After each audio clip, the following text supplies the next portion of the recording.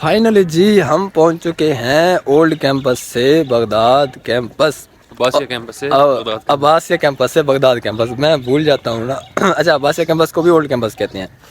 अब हम उसामा भाई के साथ हैं। उसामा भाई बहुत बड़े इंजीनियर भी हैं और बहुत बड़े डॉक्टर भी हैं और बहुत बड़े वॉइस रिकॉर्डर भी हैं। पता नहीं कौन कौन से हुनर इन्होंने अपने पास रखे हुए हैं और हम इनके साथ इसलिए जुड़े हुए हैं कि हो सकता है कि कोई एक दो हुनर ये हमें भी दे दें।